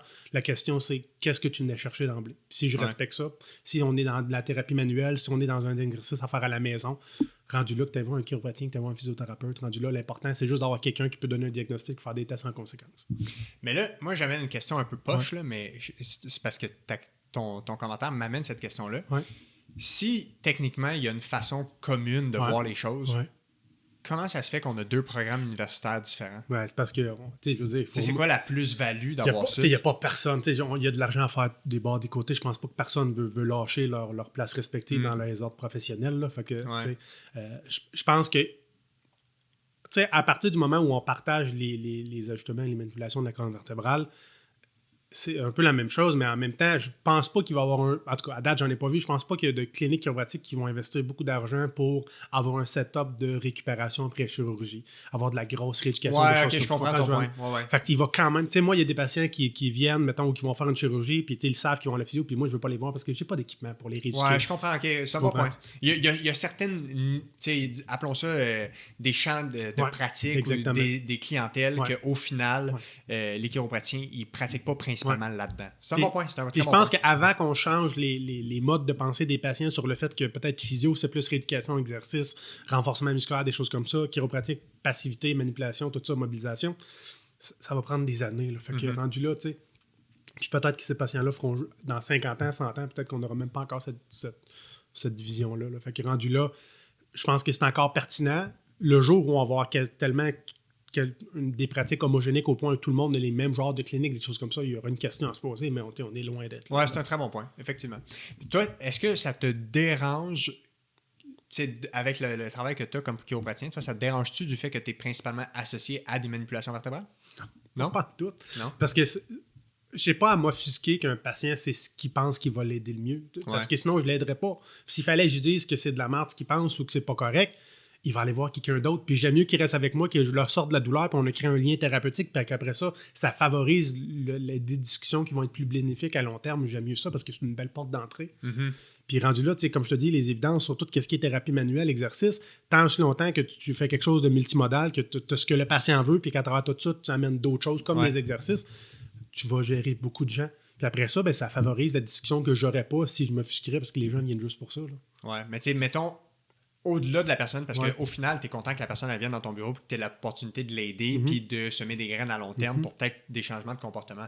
Mais tu sais, mettons de façon plus macro, tu sais, si tu regardes la vision de la population générale envers les médecins, ils vont avoir une idée X de ce que les médecins font, une idée X de ce que les dentistes, les pharmaciens. Mais tu sais, de façon macro, tu trouves pas ça réducteur que si la population générale te voit, tu as fait 5 ans d'études et plus, puis tu as un doctorat de premier cycle, tu peux t'appeler docteur, au final, tu trouves pas ça réducteur qu'on t'associe à faire craquer des coups? T'sais? Non, ça me dérange pas parce que je pense s'offusquer, ça serait d'aller contre le mouvement de la roue. Je pense que le meilleur que tu peux faire, c'est de favoriser un terrain qui va renverser la roue de bord. Fait que d'où les capsules qu'on fait à toutes les semaines, d'où la verbalisation, d'où le fait que les patients comprennent qu'on n'est pas juste du crack, qu'on est ici là pour faire comprendre la douleur chronique, comprendre des choses qu'ils peuvent se mettre en main de leur côté pour s'en sortir. Mais ça, c'est des travails d'années. Que si je commencerais à m'offusquer et d'aller tout de suite contre le courant, il n'y aura aucun travail qui va être fait. Parce que si à chaque fois je fais une capsule YouTube, je suis en désaccord avec la pensée présente, je vais me mettre à dos bien des gens. On n'est pas dans une discussion qui va favoriser le changement de perception. Fait que je peux pas m'attendre je peux pas me bloquer à ça. Mais au-delà des attentes envers le réalisme de pouvoir comprendre un peu comment les gens ils peuvent voir la profession, il y a quand même une volonté chez toi de pouvoir modifier la perception des gens de ton travail, dans le sens que tu es au-delà de pouvoir faire de manipulation, tu es capable. T'aimes ça, croire que sur le long terme, les gens que tu as croisés parce que tu as réussi à les aider sont capables de voir autre chose à la chiropratique que juste des manipulations. Ah oui, puis tu sais, on a des gens. Moi, mes discussions les plus belles, c'est avec les gens qui ont des douleurs chroniques. On a aidé une patiente qui faisait 9 mois qu'elle avait des douleurs à la hanche. Ouais. Elle avait fait 48 visites en physio, tu sais, puis ça l'avait aidé dans sa douleur momentanément. Mais à chaque fois qu'elle recommençait l'activité physique qui était le jogging pour elle fait toujours du marathon, son inconfort revient. Là. Puis on s'est réalisé à travers la première consultation que elle. Tout ce qu'elle avait retenu, puis on va venir dans les termes importants à faire attention, tout ce qu'elle avait retenu de sa discussion avec le physio, c'est fais attention, fais attention, fais attention, fais attention. Fait qu'il n'y avait pas eu de coaching, d'accompagnement vers le retour. Tu sais, fais attention, tu sais, qu'on comprenne bien, il n'y a aucun problème de faire attention quand c'est aigu, quand ça vient d'arriver, de faire une protection temporaire. Mais après ça, il faut revenir au mouvement. Mais il n'y a jamais eu cette transition-là avec cette patiente-là. Fait qu'elle, à chaque fois qu'elle allait faire son jogging, son inconfort montait, puis pour elle, le faire attention, c'était je vais régresser, non, je vais déboîter. Puis elle, on a fait une ouverture de dossier, je pense que ça a duré comme 5 heures, c'était ma dernière personne de la soirée, je ne l'ai même pas traité parce que j'ai dit, tu sais, je pourrais te mettre une banane sur ta hanche aujourd'hui, puis je te garantis qu'après la discussion, tu vas bien t'en sortir. On se voit dans 2 mois, fais ce que je t'ai dit, puis on s'en reparle. Puis tu sais, elle est revenue à Lululemon, elle a recommencé le 3/4 de ce qu'elle n'aurait pas fait. J'ai aucun traitement, mais c'est parce qu'on a juste brisé peut-être encore là, on parle de yellow flag, là, des pensées négatives vis-à-vis de la douleur, puis ça a fait un bien effet. Fait que quand c'est la douleur chronique, moi, les patients voient la chiropratique, des fois, ils sont fâchés parce que je fais rien avec eux autres. Entre guillemets. Oui, c'est ça. Rien tu comprends? de leur oui, c'est ça. Ouais. Parce qu'ils venaient pour ça. Puis, tu sais, je vais leur dire, moi, ça me dérange pas de te traiter. Mais dis-toi que tout ce qui va être autour de ce qu'on va se parler, tout le mythe de la discussion, c'est ce qui va avoir le plus grand impact à long terme. Puis, il y a des patients qui s'attendaient pas à ça, mais puis ils ont eu une réflexion en clinique. Ils disaient, ah, c'est vrai, quand je suis allé voir le physio, il m'a juste ordonné de confiance dans ça. Ah, puis quand je suis allé voir l'acupuncteur, ben, c'est à cause de lui que j'ai recommencé à faire ci. Ah, puis quand je suis allé voir l'ostéopathe, ben, c'est à cause de lui que j'ai recommencé à marcher. Fait que tu sais, c'est pas la thérapie qui t'a aidé, c'est qu'ils ont ordonné confiance dans ce que tu étais capable de faire en dehors de la clinique. Ouais. Puis ça, après ça, ben, même s'il y a un petit malheur de le fait que tu ne recevras pas quelque chose qui va t'aider momentanément, ben, tu réalises que finalement, j'ai toutes les clés dans mes mains. Fait que quand on parle de douleur chronique, c'est ça. Mais pour la douleur aiguë, je suis vraiment offusqué que quelqu'un vienne pour ça. Parce que c'est ce qu'il voulait d'emblée. Mais c'est drôle parce que ça rentre dans le paradigme de ce que les gens considèrent comme étant un traitement. Tu sais, le nombre de fois, mais moins maintenant parce que je cible mieux les attentes des gens, mais le nombre de fois où, à la fin d'un premier rendez-vous, les gens me disent « Ah, tu ne me traites pas aujourd'hui. » Puis moi, dans ma tête, je me dis « Mais tout le plan de match qu'on vient d'établir, là, le nombre de fois qu'on va se voir, tel objectif qu'on va atteindre, tel exercice qui va t'aider à faire ça, tu vas moduler ça à la course pour... Tout ça, c'est du traitement. Tu sais, ça m'arrive des fois de dire, puis j'ai déjà demandé à des gens qui ont de la douleur chronique, puis que j'identifie avec eux là, que je peux pas aller nulle part sans modifier leur perception de leurs conditions. Puis ça m'est déjà arrivé de leur demander, tu sais, si je vous disais que le meilleur traitement pour vous, là, c'est d'avoir une discussion de 20 minutes sur les raisons qui font que vous n'avez pas repris X ou Y, tu sais, qu'est-ce que vous en pensez? Puis il faut un peu redéfinir ce qu'on entend par traitement. C'est pour ça qu'il y a plein de monde qui n'aime pas le terme traitement. Moi, il ne me dérange pas. Il faut juste repenser à ce que c'est. Du traitement, c'est toutes les choses qui peuvent faire en sorte qu'on va faire un vecteur vers atteindre des objectifs significatifs. Oui, tout à fait. Fait que les manipulations vertébrales, la thérapie manuelle, oui, parfait, c'en est une modalité. Mais les exercices, c'en est une. L'éducation, c'en est une. L'exposition graduelle. Fait que, tu sais, c'est pour ça qu'il y a du monde qui vont aimer mieux l'aspect coaching, accompagnement versus le terme traitement. Mais bref, mais d'où la différence d'où la différence entre faire la différence entre des traitements aigus et des traitements chroniques. Parce que exact. C'est ça qui fait la différence. Oui, je suis d'accord. Parlons du langage utilisé, les termes qu'on utilise. On a parlé quand même de plusieurs choses. On a parlé de la théorie de la subluxation. Bon, on a un consensus chiropratique aujourd'hui que ça n'existe pas. Parfait. La théorie de l'influx nerveux qui n'était pas exactement validée de la façon qu'on le pensait avant. Toi, c'est quoi dans ton expérience pratique, ta perception de l'importance du choix des mots avec les patients, le langage qu'on utilise? C'est quoi les impacts autant positifs que négatifs? Je pense que tous les mauvais choix de mots, la seule chose qu'on va favoriser, c'est le développement de patrons de douleur chronique. Que ce soit parce qu'on parle de fragilité dans le bas de dos, de vertèbres déplacées, de nerfs coincés, plus on met de l'emphase sur « voici ton problème, je te le règle », cette association-là va se faire constamment dans le futur avec « j'ai ça, il faut que je me fasse régler ça ». Puis on perd beaucoup d'autonomie avec ces mots-là. Que ce soit vertèbres déplacées, nerfs coincés, fragile dans le bas de dos, n'importe quoi. Bassin croche, jambes plus longues que l'autre. Tout ça va juste favoriser de la dépendance à long terme. Si, exemple, ce patient-là était pour avoir une douleur non spécifique, ça serait jamais revenu, on s'en crée, ça ne sera pas revenu. Mais pour quelqu'un qui va avoir des patrons qui vont revenir à travers les années, on favorise la dépendance avec n'importe quel professionnel qui utilise ces termes-là. Parce qu'à chaque fois qu'on a ça, on nous l'a réglé. de par défaut, il faut qu'on retourne à la personne pour se le régler. Fait qu'on s'enlève du pouvoir là-dedans. Puis ce qui va faire en sorte que progressivement, comme on va se rendre compte que malgré ce qui se passe, ça revient toujours, on va monter dans l'échelle des traitements, ce qui veut dire injections qui vont finir par plus marcher de toute façon. Puis après ça, on est dans une quête infinie de pourquoi c'est là. On n'a plus d'options pour nous autres. Il reste juste la chirurgie, mais on est trop fonctionnel pour aller voir de la chirurgie. Fait qu'on n'a pas d'acceptation de la douleur chronique. On pense encore qu'il y a quelque chose de caché que personne ne va trouver. Fait que là, on développe des patrons de douleur chronique, puis on s'en sortira plus difficilement qu'une autre personne. Ouais, puis en plus, quand on est rendu à des options chirurgicales, sachant disons, la faible valeur thérapeutique que plein de chirurgies amènent quand on est dans des douleurs chroniques non spécifiques qui ne sont pas des atteintes précises structurelles. On peut penser à plein de pathologies à l'épaule que la chirurgie n'est pas meilleure que la rééducation, la réadaptation. Moi, j'avais lu un livre, c'était des chirurgiens aux États-Unis qui avaient fait revu un peu toute la littérature sur les chirurgies les plus communes aux States, puis c'était Surgery, The Last Placebo. Parce que c'est pour beaucoup de gens, tu sais, moi, ma vision. Ah oui, mais ça me dit de quoi ce titre-là? Ouais. Pour beaucoup de gens, moi, ce que je pense, c'est que les gens qui se rendent dans des chirurgies avec des douleurs non spécifiques, le fait de se faire dire que c'est ça ton problème puis on te le change, c'est une chose. Là, t'as mal. Mais je pense que ce qui fait le plus gros travail, c'est qu'après ça, tu as une nouvelle douleur puis tu vas passer 6 mois à rééduquer tes mécanismes d'information pour la douleur avec le physio généralement. Fait que tu te dis toujours que ça fait mal, mais là, c'est parce que c'est réglé. Puis, veux pas, à travers la physio, tu réintègres la tolérance au mouvement. Fait à travers 6 mois, tu te dis, c'est pas la même douleur. J'ai besoin de passer par là, puis j'aurai plus mal. Fait que ça, ton cerveau, là, t'as beaucoup de changements qui se passent au niveau de la compréhension. Un conditionnement qui se fait. Que tu n'aurais pas autrement. Puis je pense que beaucoup de succès de la chirurgie va de ce temps-là passé après à rééduquer les mécanismes d'information pour la douleur chronique. Ouais. Mais moi, là où, en fait, c'est arrivé dans les dernières années, là, parce qu'il y a eu une revue Cochrane, puis une position du groupe de recherche de Cochrane qui disait que la chirurgie de l'acromioplastie là, pour les tendinites à l'épaule, le fameux syndrome d'accrochage à l'épaule, l'acromioplastie qui est grosso modo, il venait soit limer l'acromion ou enlever une partie de l'acromion. Quand ils ont fait pour la première fois une étude contrôlée, randomisée, placebo, puis qui ont montré qu'il n'y avait pas de plus-value à la chirurgie par rapport à une chirurgie placebo, c'est là où, quand j'ai lu le résultat là-dessus, puis que le groupe Cochrane s'est vraiment positionné pour dire, il n'y a plus de raison de faire ces chirurgies-là, que je me suis dit, wow, si une chirurgie placebo a la capacité d'avoir le même résultat que la réelle chirurgie, ça veut dire qu'il y a quelque chose que l'acte de la chirurgie amène dans le conditionnement du patient, dans la façon de voir son problème. C'est comme si cet acte-là a finalement réglé le problème. Puis là, les gens sont enfin capables de se mettre en mode, OK, là, on règle le problème. Oui, parce que si la pièce était défectueuse, puis on l'a changé, tout ce qui est après de la sensibilité post-chirurgie, puis après ça, on sait que c'est réglé. Fait que là, on a une attente que ça va être inconfortable parce qu'on se rééduque, mais le problème va être réglé. Fait qu'après ça, on revient à l'activité physique parce qu'on sait qu'il n'y aura plus de problème, je suis plus fragile, on me l'a changé. Ouais. Fait que c'est cette vision du corps humain un peu comme une automobile mécanique. Tout à fait. Changer la pièce. Je suis très d'accord. Puis, tu sais, comment toi, on parle de langage là, avec les patients. Concrètement, là, mettons, tu fais des manipulations vertébrales. Ouais. Quel terme tu utilises? Comment tu expliques aux patients ce que tu fais? C'est quoi quand les gens ils sont curieux? Parce qu'il y a plein de gens qui veulent vraiment savoir puis qui sont curieux. Des gens qui aiment comprendre les mécanismes. Moi, ma discussion a changé à travers le temps que je pratique. La seule chose que j'utilise à ce temps, c'est je fais juste amener du mouvement dans ton dos. Puis l'important, c'est que ça soit toléré. Ouais, c'est un bon J'amène du mouvement. Je te restaure pas ta mobilité, je t'amène du mouvement. Ouais. Puis l'important, c'est que ça soit toléré.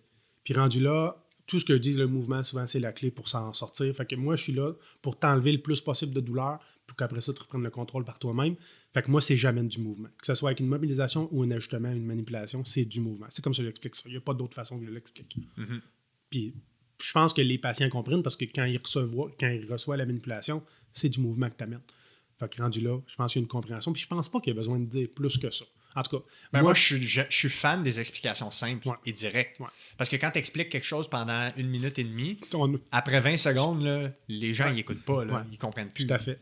Fait que je pense que c'est la façon que je l'explique. Puis je pense qu'avec, là, tu vois, on va rentrer dans notre 3e année fiscale à la clinique. Je pense que nos reviews parlent beaucoup. Je pense qu'on a des patients qui sont très satisfaits, qui reviennent nous voir de temps en temps avec des inconforts, avec des choses. Puis ils m'ont déjà dit, j'ai compris ce que tu m'avais dit, j'ai pas lâché le gym, j'ai juste lâché quelque chose. Ça me faisait mal. Fait qu'on a régressé un peu l'amplitude de mouvement, mais on a continué à le faire. Fait que j'ai un impact à long terme.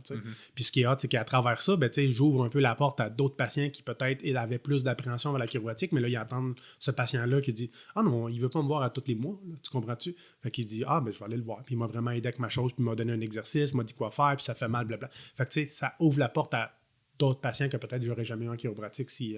100%. Mais ça, c'est la même façon qu'il y a certaines personnes qui vont avoir vu des physiothérapeutes, ils vont avoir eu une expérience décevante selon leur évaluation de la chose. Puis ils vont venir me voir ou voir un autre physio, puis ils vont avoir des succès. Fait que, dans le sens que les gens peuvent modifier leur perception d'une profession ou d'une pratique simplement basée sur l'expérience qu'ils ont eue. Là. Si tu vas voir un garagiste, ça se peut que tu aies une mauvaise expérience. Ça ne condamne pas la profession de garagiste à savoir qu'ils ne sont pas capables de réparer des voitures. Tout à fait. Tu as parlé de... Le pont que je veux faire, c'est où tu mentionnes que tu dis qu'il y a des patients qui sont contents de savoir que tu n'as pas besoin de les revoir à chaque mois. Quand on parle de fréquence de traitement, on parle de plan de traitement. Une des choses qui a historiquement été associée à la chiro, c'est les chiros, là, ils veulent nous voir 2 fois par semaine, puis à vie, là, des forfaits de traitement et tout ça. Toi, c'est quoi ton évaluation de où est rendue la pratique là-dedans? Est-ce que y a-t-il une nuance à faire entre une ancienne façon de pratiquer, une nouvelle façon de pratiquer? Puis c'est quoi ton point de vue sur comment on devrait voir les gens en traitement? Ma nuance, il faut comprendre que quand on parle de traitement 2 fois par semaine à Dutam-Eterman, il faut savoir que c'est aucunement des directives qui sont en lien avec l'Ordre des chiropraticiens de Québec, avec une association canadienne ou avec le CCGI, qui est le Guardian canadien. Il faut savoir que souvent, c'est des choix personnels d'un thérapeute de s'en aller vers ça. Donc, aucunement l'OCQ ou n'importe quelle agence qui va gérer la chiropratique va faire cette recommandation-là. Okay? L'OCQ qui est l'ordre des chiropraticiens au Québec. On n'a pas ça. Cependant, ça ne veut pas dire que, dépendamment de ton incitatif clinique, tu ne vas pas aller vers cette chose-là, parce qu'on ne va pas se mentir, qu'on soit en travail à la chaîne avec une grosse clinique de physiothérapie, qu'on soit une clinique de chiropratique qui a beaucoup de gens, à un moment donné, il peut y avoir un incitatif d'avoir ce genre de plan de traitement-là pour maximiser les revenus pour l'entreprise. Fait que, ça, c'est des choix personnels, mais ça ne reflète pas l'opinion de l'Ordre des chiropraticiens de Québec, tout ça. Fait que ça, je veux juste ramener ça d'emblée. Dans le sens que c'est pas une pratique qui est basée sur les meilleures recommandations. Tout à fait. Puis toutes les instances qui encadrent la chiropratique au Canada, au Québec, c'est pas quelque chose qui est en ligne avec la conduite, recommandée. D'avoir des traitements 2 fois par semaine, 50, 60, 100 traitements. Tout à fait. Fait que ça, c'est d'emblée. À cette heure, moi, ma vision des traitements, c'est que je l'explique toujours. Moi, ce que je veux dans les 3 premières visites, surtout dans la douleur aiguë, on ait entre 20 et 45 % d'amélioration. Ouais. Tant que c'est là, après ça, on fait juste se voir de moins en moins souvent, mais je m'assure qu'il n'y a pas de régression. Puis entre-temps, que tu sois bien équipé à la maison que tu as géré. Ouais. Ça, c'est de base. Donc, de favoriser l'autonomie. Plus tu avances, plus tu veux t'assurer que tu favorises l'autonomie des patients. Après ça, s'il y a des patients qui, pour eux, ont toujours été en douleur chronique, qui ont recommencé à prendre l'activité physique puis le mouvement, puis que pour eux, leur vision des choses, c'est que ça leur fait du bien, que ça l'aide de mieux passer à travers les mois, si c'est leur décision, j'ai aucun problème. Mais c'est pas moi qui vais le mettre d'emblée. J'ai jamais dit à mes patients qu'ils devraient venir au mois, parce que pour moi, ça serait de... Si je dis à mes patients que tu dois revenir à tous les mois, entre parenthèses, préventivement, le patient, ce qui peut interpréter ça, c'est que c'est une nécessité. Et que s'il arrête, il pourrait se blesser. Tu as compris. Fait que, moi, je l'amène d'emblée. Si lui, à travers les traitements, à travers tout le contrôle, je lui ai redonné, ça lui fait du bien, ça lui donne 3 mois de répit, puis il reprend le contrôle, puis moi, j'ai pas de problème, c'est la décision individuelle du patient. Ouais. Mais ça sera jamais moi qui va faire cette chose-là. Et aussi, ça se fait dans une optique d'échange, de discussion, à savoir, OK, si toi, ça te fait du bien, en fait, tu sais, mettons, le patient, il dit, moi, j'aimerais ça venir aux 2 mois. OK, parfait. Dis-moi pourquoi, qu'est-ce qui est important pour toi là-dedans, qu'est-ce qui fait que ça te tenterait. OK, puis si les raisons, là, c'est simplement que la personne, ça lui fait du bien. Tu sais, il y a du monde qui vont se faire masser aux 2 mois, puis il y a personne qui capote avec ça, tu sais. Tout est dans la façon qu'on explique les choses aux patients, puis il faut juste s'assurer que ce soit un consentement qui est libre et éclairé, dans le sens où le patient, il sait ce que ce n'est pas d'avoir un suivi aux 2 mois, puis il sait ce que c'est. Exactement. Puis en même temps, il ne faut pas oublier que les gens, là, ils développent des relations. Tu sais, la relation thérapeutique, là, c'est une relation humain à humain. Il y a du monde que c'est important pour eux d'avoir ce point de contact régulier avec une personne qui a fait une différence dans leur vie. Puis ça peut être simplement le fait que les gens, là, leur chiro, ils l'ont aimé, ou leur physio, ils l'ont aimé, puis ça leur tente de jaser avec eux 1 fois par 2 mois. Puis en même temps, de se dire, ah oui, c'était quoi donc tu m'avais dit, là, tel exercice que je peux faire quand mon dos il me dérange, ou qu'est-ce que tu penses, j'ai commencé tel programme au gym. Tu sais, au final, les gens, ils vont parler des choses qu'ils pensent qu'ils ont besoin de parler à ce moment-là pour juste continuer à avoir leur autonomie. Là. Tout à fait. Puis, tu sais, dans notre statu quo de l'accès aux médecins, ça nous donne quand même une chance de voir des changements dans la vie de la santé des patients. Absolument. Moi, il y a plein de patients qui m'ont dit hey, là, je pense qu'on commence une petite sciatique, puis on se rend compte que c'était le limbrome de Morton qui est arrivé dans son pied, puis qu'on l'a envoyé vers le podologue. Fait que, tu sais, ça nous permet, il ne me reprend jamais parlé, ou quelqu'un qui est arrivé avec peu importe c'est quoi la condition, mais tu sais, c'est des choses qui n'auront pas rapport avec la chiropratique, mais moi, je les vois. Fait que c'est possible de faire des lettres de référence. Fait que quand il arrive au médecin, on niaise pas avec le fait. Il sait déjà c'est quoi les symptômes, c'est clair. Ouais. Le patient n'a pas à déparler ou mal s'exprimer. Fait qu'on a un accès plus rapide qu'on va voir le médecin. Puis déjà que c'est difficile, ben, ça nous permet de voir ces changements-là aussi. Là. Oui, effectivement. Mais tu sais, moi, j'ai eu une dame, elle était très âgée, là. Elle avait dans la fin quatre-vingtaine. Okay. Puis j'étais presque son, entre guillemets, physio de famille, pas de médecin de famille, évidemment. Ouais. Mais elle n'avait pas d'accès. Elle avait un médecin à la résidence, d'accord, mais elle n'a pas vraiment un accès à un médecin de famille régulier. Puis grosso modo, elle a passé d'un état complètement lamentable au niveau physique. Puis on a rééduqué ses capacités physiques jusqu'à temps qu'elle était capable de tout faire. Puis on s'entend, elle avait un niveau de fonctionnement très bas, là, même pour l'âge qu'elle avait. Puis je la voyais, je sais pas moi, à un moment donné, je la voyais peut-être une fois par 6 mois. Puis c'était juste une façon de m'assurer qu'elle continuait de faire les bonnes choses qu'elle avait acquises, qui l'avaient amené à être aussi bien. Tu sais, à chaque fois qu'elle revenait puis elle me disait « Ah, on dirait que mon genou, là, ça m'a dérangé. » Vous vous rappelez, la dernière fois, on avait identifié les 2-3 mouvements là, qui vous aidaient le plus à être capable de, après ça, aller marcher puis monter vos marches. Est-ce que vous les avez continué? Ah ben non, c'est vrai, j'ai oublié. Ben, qu'est-ce que vous en pensez si aujourd'hui on les révise ensemble puis vous pouvez les refaire? Ben oui, vous avez donc bien raison. Fait que, des fois, c'est juste un espèce de catalyseur qui ramène les gens. On oublie, hein, c'est quoi les bonnes habitudes. Tu sais, quand on va chez le dentiste, là, les 2 mois après, là, la soie dentaire, ça se passe au quart de tour. Fait que c'est pas mauvais d'avoir ce rappel-là dans la mesure où les gens comprennent ce que c'est puis ce que c'est pas un suivi régulier. Puis que au final, les gens, c'est de leur plein gré. Puis c'est pas ce que tu apportes. La notion importante que tu apportes, c'est pas toi qui leur force dans la gorge puis qu'il n'y a pas cette notion de penser que tu as absolument besoin de ça. Puis il faut savoir aussi, tu sais, comme on a déjà parlé avant le podcast, c'est que je suis quand même privilégié d'avoir déjà une clientèle existante de patients qui voient des bienfaits thérapeutiques à long terme pour devenir de temps en temps, puis qui reçoivent un bénéfice, puis qui continuent leur activité, puis tout ça. Fait que, tu sais, moi, quand j'ai commencé ma pratique, je suis plus choyé qu'un autre chiropraticien ou qu'un autre physio, peut-être parce que j'ai pas cet incitatif monétaire, parce que je vais être franc avec tout, tu sais comme moi, que quand tu arrives avec des dettes, des fois, ce genre de revenir au mois, ça peut être poussé par des raisons monétaires. C'est un milieu difficile, le milieu des soins dans le privé, en tout cas des cliniques de physio, c'est difficile, là, effectivement. Fait que tu sais, moi, ça m'a enlevé ça, ce qui m'a permis de rencontrer plus de gens rapidement parce que mon horaire n'est pas booké. T'sais, on s'entend-tu, nous autres, on est beaucoup aux urgences. Quand je parle d'urgence, c'est des gens qui veulent juste un soin rapidement. Là. Fait que ça m'a permis ça, mais je peux comprendre la difficulté pour certains professionnels de santé d'avoir ce split-là, de dire, ouais, mais tu sais, il faut que je rentre dans mon argent, puis là, ça y ferait du bien de toute façon, puis de justifier un peu pourquoi on inciterait peut-être plus le patient à venir préventivement, constamment, peut-être plus qu'il n'aurait vraiment de besoin. Oui. Tu sais, pour conclure un peu sur les plans de traitement, puis le fameux, les forfaits de traitement, etc., moi, j'ai eu dernièrement, puis je partage une expérience. C'est une expérience personnelle, là, puis tu me diras après ça, probablement que ça ne reflète pas la pratique générale, évidemment. Qu'un patient qui était venu me consulter, puis la seule raison pour laquelle il était venu me consulter, c'est parce que sa femme me voyait en traitement, puis son mari est allé voir un chiropraticien, une chiro, je crois. Jeune chiro, récemment gradué, parce que j'avais demandé la précision pour savoir que c'est-tu genre une ancienne pratique, tu sais. Puis c'était un mal de dos bien simple, bien normal. Puis ce patient-là s'était fait prescrire quelque chose comme 40 à 50 traitements d'emblée, tu sais, au jour 1. Fait que moi, ma première question, c'est de un, c'est-tu quelque chose qui est encore fréquent dans ton avis par rapport à ça? Puis deux, c'est quoi ton point de vue là-dessus? Non, c'est pas fréquent. C'est pas fréquent. Est-ce qu'on va en voir? Est-ce qu'il va y avoir des exceptions? Oui. Mais tiens, on va faire, mettons, la parabole pour se relancer la balle. Je pense que moi, de mon côté, comme toi, tu peux le voir de même. Moi, je vais voir des gens qui sont dans des petits accidents de la CNSST qui ont. Puis, tu sais, ils sont là depuis 2 ans. Ils ont d'avoir 84 en physio, là, c'est ça. Qui va 2 fois semaine. C'est ça, exactement. Pour un problème qui ne devrait pas nécessiter autant de visites. Puis, tu sais, je comprends que la CNSST, elle va te donner un nombre de visites, puis elle va payer un montant. Puis, à un moment donné, pour rentrer dans ton argent, il faut que tu justifies de le voir très passivement à la chaîne dans des grosses cliniques. Mais je pense que ça ne reflète pas non plus votre réalité dans la grande portion. Comme ça peut ne pas représenter notre réalité. Mais ça va exister. Parce qu'il y a toujours des professionnels de la santé qui vont utiliser des moyens le plus possible pour maximiser les revenus pour l'entreprise, pour rester viable ou pour maximiser tous les profits.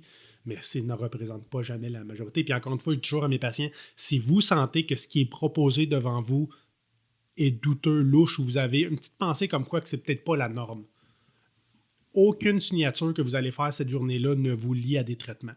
Vous n'êtes pas lié, vous êtes toujours responsable de votre santé, fait qu'à aller demander un avis second. C'est toujours ça que je dis à tout le monde. Parce qu'au final, tu sais, moi, ce que j'encourage les gens, puis j'encourage même les gens qui me consultent, à poser des questions parce que tu sais, l'esprit critique, là, tu veux développer ça chez les gens. Mais quand tu vas chez quelqu'un, que ce soit un physio, un chiro, un ostéo, puis qui te dit, tu sais, pour ton mal de dos, ça va prendre environ 40 traitements sur 6 mois. Pourquoi? Tu sais, ça devrait être la première question parce que 40 traitements, tu sais, c'est comme tu vas chez le mécanicien, là, puis il te dit, ben, pour réparer votre voiture 1997, ben, la facture, ça va être environ 4500 $. Pourquoi? Mais pourquoi? Puis c'est quoi la justification qui fait que, y a-tu des choses qu'on pourrait juste faire, mettons, de base pour qu'elle roule? Fait que, tu sais, moi, je fais une prescription de plan de traitement initialement aux gens, parce que les gens, c'est une de leurs questions. Ils veulent savoir combien de temps on a besoin de se voir, ça va prendre combien de temps, dans combien de temps je peux jouer au golf, dans combien de temps je peux faire du vélo. Fait que moi, je leur donne une estimée, mais l'estimée, quand ils me le demandent, le pourquoi, c'est vraiment, ben, on a les phases des soins, en fait, les phases de guérison. Fait que si c'est une blessure aiguë, ben, on sait que quand c'est léger, 4 à 6 semaines, les gens sont pas mal réglés. Quand c'est modéré, 6-8 semaines. Puis 8 à 12 semaines pour les cas un peu plus, disons, sévères, les cas traumatiques. Puis sinon, ben, c'est la moyenne de l'expérience. Fait que les gens qui ressemblent à toi, avec ton type de mal de dos, ben, en moyenne, là, pour atteindre leurs objectifs, ça leur prend 4 à 5 rendez-vous. Fait que je te donne ça comme moyenne. Ça se peut que toi, tu sois un rapide 2-3 traitements, puis ça se peut que si c'est plus long, ce soit 6 à 8. Mais moi, ça te donne une idée. Fait que toi, ta perspective par rapport au nombre de traitements abusifs que ça pourrait représenter, toi, ton point de vue, c'est que ça ne représente pas les guides de conduite des lignes de pratique en chiropratique. Parce qu'on a des guides sur les protocoles de traitement, mais c'est toujours des guides extrêmement malléables. Ça, il faut juste qu'on ait de quoi pour notre dossier, mais l'important, c'est la reprise en contrôle des symptômes, puis après ça, c'est de redonner l'autonomie. Mais ça, après ça, tout ce qui est reprise des symptômes et redonner l'autonomie, on est dans des choix personnels du thérapeute de dire je le fais-tu ou je le fais-tu pas. Mais ça ne représente pas la profession au Québec, ça c'est sûr et certain. En conclusion, y aurait-tu des trucs que tu penses qu'on n'a pas abordés, que tu trouves qui sont importants, des trucs qui tiennent à cœur quand tu parles de ta profession, quand tu parles de douleur, des choses que tu veux qu'on aborde pour conclure? Oui, je pense qu'on pourrait aborder, juste avant de finir, tout ce qui est examen de dépistage et de routine. Ça, c'est bien important. L'imagerie, on n'en a pas parlé, c'est vrai, c'est un bon point, il faut y revenir. Comment on fait pour bien s'en servir de l'imagerie médicale? Parce que, tu sais, je veux pas, moi, je viens d'une famille de chiropraticiens, j'ai toujours été entouré de chiropraticiens, fait que comme je t'avais dit, la dissonance, l'importance de la radiographie avec des personnes qui sont non spécifiques, avec des symptômes non spécifiques qui n'auraient pas de besoin. Moi, ça a été difficile à m'en départir. Puis je pense que pour beaucoup de patients, d'avoir un visuel sur ce qui, dans leur tête, pourrait être déplacé, croche ou un problème, de fait de prendre des radios, pour eux, ça augmente la spécificité de ce qui va se passer. Parce que je veux dire, c'est là que je vais te traiter, même si c'est pas là que je vais te traiter. Fait que ça, on peut en parler, mais surtout aussi, à plus grande vue, là, tout ce qui est pour aller faire des examens de dépistage juste pour trouver quelque chose qu'on ne s'est pas encore posé de questions sur qu'est-ce qui pourrait être là. Fait que ça, c'est important, si on pourrait en parler. Pour moi, ma pratique, j'ai pas de salle de radio, j'ai une radiologie qui est juste à côté. Fait que pour des patients qui en ont vraiment besoin, je fais des lettres de référence, ils passent des radios, des IRM, des choses comme ça. Puis moi, c'est important que tous les patients qui rentrent en clinique, c'est important de comprendre que quand tu as une douleur non spécifique, quand il n'y a rien de brisé, tout ce qu'on va s'amuser à voir, c'est des anecdotes dans ton dos qui n'ont rien à voir avec ta douleur. Exact. Fait que des fameux... l'usure naturelle du corps, fait qu'un petit peu d'arthrose ici, une petite hernie discale là, un petit kyste. Parce qu'on en parle dans notre consentement éclairé. Dans notre consentement éclairé, c'est marqué qu'on pourrait aggraver des hernies avec nos manipulations. Puis je dis toujours, si c'était le cas, on a des joueurs d'hockey paraplégiques à se rentrer dedans. Le problème, c'est que dans les années d'avant, l'hernie n'existait pas. Fait que si ton physio t'a jamais parlé de l'hernie, ton chiro t'a jamais parlé de l'hernie, puis après ça, on t'amène à 40% d'amélioration, puis après ça, tu vas passer une IRM, on trouve l'hernie. On aimait bien ça, blâmer l'hernie sur le dernier professionnel qui nous a touchés. Un hernie, ça prend des années, puis souvent, on le trouve par accident. Fait que ça, c'est important. Puis quand on parle de cas de ces nécessités, qu'en physio, vous êtes plus à l'aise que nous, mais Christy, ça fait la différence entre quelqu'un qui revient travailler 2 semaines après son accident et quelqu'un qui reste indemnisé pendant 5 ans. Oui, tout à fait. Fait que ça, c'est important. Puis il faut que les professionnels de la santé qui ont des systèmes de radiographie, ou des médecins ou d'autres personnes qui travaillent dans tout ce qui est imagerie médicale, de réaliser le pouvoir que les diagnostics peuvent avoir sur la santé ou sur l'autonomie des patients. Ça, c'est bien important. T'sais, on parle souvent de... Dans un état actuel où le système de santé déborde puis qu'on a de la misère à offrir des soins aux gens, il faut choisir avec soin les soins qu'on demande, donc les types de traitements et donc les examens de dépistage. C'est très clair, là. Il y a des guidelines très clairs à savoir quand est-ce qu'on doit prescrire une imagerie pour une lombalgie. Puis tu parles de lombalgie spécifique ou non spécifique, pour les gens qui sont peut-être pas familiers. Non spécifique, ça veut juste dire que on sait que c'est pas une fracture, c'est pas un cancer, c'est pas un nerf qui est réellement coincé comme un syndrome de la queue de cheval, c'est pas un nerf qui va paralyser. Et grosso modo, on sait qu'il y a plein de structures dans le dos qui peuvent faire mal. C'est-tu le disque, c'est-tu le ligament, c'est-tu l'articulation, la facette? Bref, peu importe. On n'a aucune idée. On peut identifier les mouvements qui font mal et rééduquer les mouvements. Mais grosso modo, l'imagerie en tant que telle, elle sert à éliminer des choses qui sont graves. Donc, si on sait avec l'examen clinique de base, puis les signes et les symptômes, puis qu'il n'y a aucun facteur de risque pour une pathologie grave, ben, l'imagerie ne change pas le plan de traitement. Donc, elle ne peut que nuire, par exemple, en donnant une étiquette à quelqu'un qui dit « Ah, ben là, je le sais, enfin, j'ai une hernie discale dans mon cou. » Ah, c'est clair. Alors que cette hernie discale-là était là il y a 20 ans, puis elle va être là dans 20 ans, tu sais. Moi, j'ai vu un cas à TV, ça avait été médiatisé. Le gars, il avait fait un accident dans son char. Il s'est fait rentrer dedans dans son pick-up. C'est un petit char qui est rentré dedans. Puis après, l'imagerie médicale de la CNSST, on a découvert 3 hernies dans son cou. Je te garantis que les 3 étaient déjà là. Ben ouais. Mais si le patient avait déjà une vision négative de sa santé, tu viens de donner tous les outils pour rester dans sa sédentarité, dans sa douleur chronique. Fait que ça, il faut faire attention. Puis avant le podcast, on était parlé, les 2 cas que j'ai eu en clinique, un patient qui fait un accident mineur dans les marches d'escalier en montant, se retient avec ses mains. Fait qu'il n'y a pas de chute directe à l'épaule, on a mal à l'épaule droite. On va passer une imagerie médicale parce que la CNSST va demander un préjudice en lien avec le travail. Ouais. On découvre de la calcification, puis on demande d'aller l'enlever ou on suggère d'aller l'enlever pour une personne qui n'a jamais eu de douleur chronique de sa vie. Alors qu'une qualification, ça se fait Exactement. pas avec un trauma comme ça. Fait qu'on l'a trouvé accidentellement, puis on a voulu offrir une thérapie pour aller l'enlever. Puis ce qui se passe, c'est qu'avec cette patiente-là, ça fait 3 ans qu'elle est constamment avec des traitements conservateurs chirophysio pour l'aider avec ses symptômes. Puis de l'autre côté, j'ai un monsieur qui s'est blessé à l'épaule au travail, qui n'a jamais eu de douleur lui non plus. Moi, cliniquement, on approchait Noël, on a fait 4 visites, on était déjà à 60% d'amélioration.